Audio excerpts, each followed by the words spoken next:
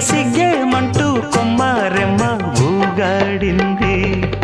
చిట్టి గుమ్మ పదవే రెండు రెక్కలు కట్టుకుందా, వెండి మబ్బు ఒడిలో ముద్దు ముచ్చటలాడుకుందా, చిరుగాలై కొండ కోనల్లోన తేలి చిరునవ్వై పూల గుండెల్లోన దాగాలి.